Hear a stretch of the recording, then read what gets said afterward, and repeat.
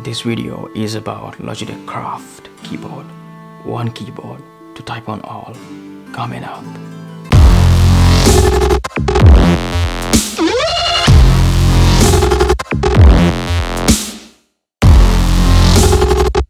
Welcome back. I'm Praneeth, and in this channel we are doing a lot of consumer electronic reviews. Could be smartphones, could be smartwatches, could be smart home devices, could be laptops, and now keyboards.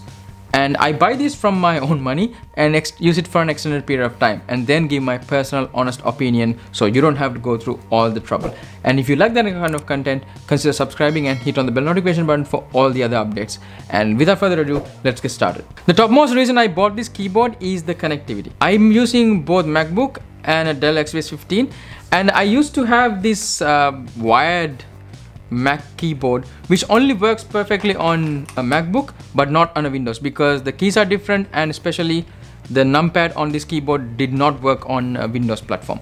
And now that's why I went with this particular keyboard. It can connect up to 3 devices at the same time, but you have to switch between the devices using these 3 buttons, and it switches almost immediately. Could be like within 3 seconds it switches between the devices, and it's very seamless. I don't have to remove the keyboard and do all these things.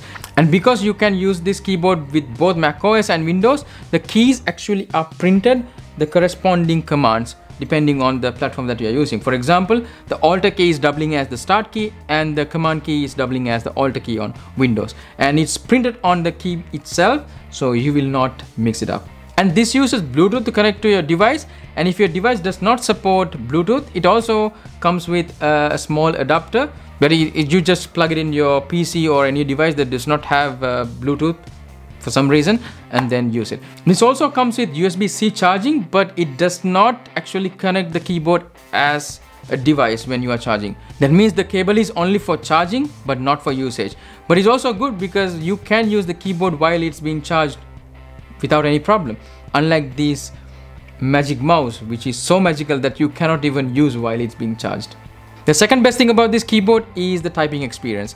The keys are concaved, it has a concave shape, and your fingers can rest on the keys very comfortably. If you are typing for a longer period of time, your fingers won't be strained, especially if your task involves a lot of typing, such as typing and programming. You will love this keyboard. The third special thing about this keyboard, I'm not sure if it's the best feature ever, but the crown. I mean, it's there. You can call it a gimmick. It works when it does. It's the rotatable dial that you can use it on multiple applications. They also have some profiles for each of the applications. For example, on Photoshop, you can change the brush size, the opacity, the hardness when you rotate this dial. On Premiere Pro, you can go through the timeline. And also it doesn't really work well, at least in my opinion. And also you can customize other applications, such as, let's say, Visual Studio Code. When you rotate the crown, it zooms the code. For some reason you can do that. The fourth thing is the battery life. I think it's one of the critical components when it comes to a Bluetooth device or any electronic, the battery life. This is marketed as it has 3 to 30 days of battery, and I think the 3 days battery is when you are using the proximity sensor and the backlight. So yes, proximity sensor, this has one. It means whenever you reach the keyboard, it will light up the keyboard, the backlight. For me, I personally don't really need it. You can also turn it off using the software. I also disable the proximity sensor and also the backlight because I don't really need a backlight because my room is perfectly lit when I'm working. But if you disable that, you can last up to 30 days. I've been using it for almost 1 week, and without the backlight, it still says 100% of battery. I have no idea. Probably I can last even more than 30 days. And it's so amazing given the fact this is a Bluetooth device and it has a really good battery life. The fifth thing is the customizability. The top buttons, also these buttons, can be programmed through the Logitech Options software that you can download freely from the internet, and also the crown. Depending on the software you are on, the crown's behavior will be changed. For example, on Photoshop, it's used to decrease the brush size, opacity, and whatnot. On Premiere, it's supposed to go through the timeline. And if it's even not supported, you can have some generic customization. For example, on VS Code or PyCharm, you can use the crown to increase or decrease the font size. And there are these basic customizations you can do for all the other software. If you are into programming, you can use the SDK to develop more profiles. A profile means that how the keyboard and the crown behaves on a particular software. So you can use the SDK to develop these kind of profiles and probably publish them. And I hope they will release more profiles in the future so we can actually make the best out of this crown. As an electronic device, this also has some flaws. So here are 5 things that I didn't really like about this keyboard. First thing is this very weird creaking sound on the crown. I found it when I'm switching from Windows to Mac, and whenever I touch this crown, it gives this weird creaking sound like this. And I didn't really like it. And it's there every time when I'm switching from Windows to macOS. And also on Adobe Premiere, there are 2 usages for the crown. One is timeline control, the other one is called jog wheel. Whenever I switch between these 2 also, it gives this very weird creaking sound, and it's so irritating. I have no idea if it's like a flaw on the device, and I don't really want to return at this this time of all those chaos. The second thing that I don't really like is there is the lack of integration between apps. And yes, there is a good integration between Adobe products and also Microsoft Office products, and all the other applications. There are less number of profiles for the other applications, but I hope at least in the future they will add more. But for now, there is lesser integration. The third thing is actually a complaint, not about the keyboard, but about the software. On Mac, I couldn't really log into the MacOS software, the Logitech Options. For some reason, it just declines my login, but it does not really harm any functionality on the keyboard, but it does not synchronize the settings from my Logitech account to the Mac. So I have to customize it manually again. It's not a big deal. It's only one-time task, but I hope at least they will fix this soon. The fourth thing is the height. You cannot really change the height or just any height on this keyboard. It's around like 5 to 10 degrees tilted. But if you need to tilt the keyboard, you cannot really do that unless you put something underneath the keyboard, which is also not bad. But keep in mind, you cannot really adjust the height. Last but not the least is the price. This is so expensive. This particular keyboard, I bought it for 200 euros. Which is insanely expensive for this kind of a keyboard. I don't think it should cost this much.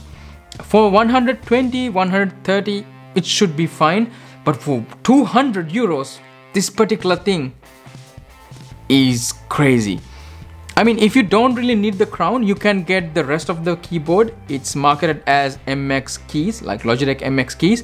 It's the exactly same keyboard, but without the crown. Like, I mean, without this aluminium part, but has all the features. So if you are not going to use the crown a lot, probably stick with that keyboard. It is around, I think, 100 to 110 euros, and I think you will be fine with that.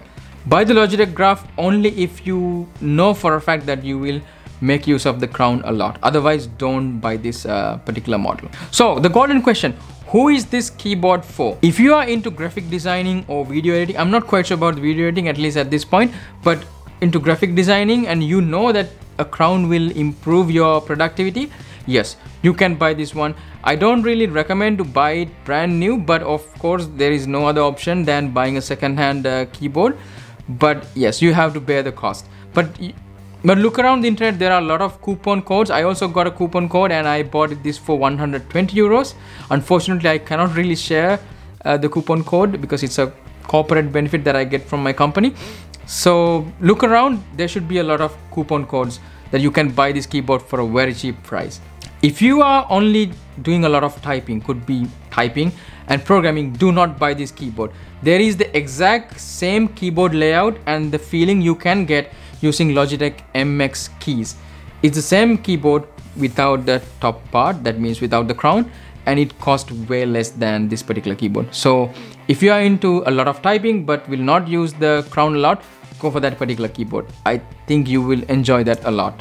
Overall, I'm super happy with the keyboard, even though it costs a lot and I'm not using the crown that often, and there are some issues with the crown as well. Even though there are some issues with the crown, I hope they will fix it sooner.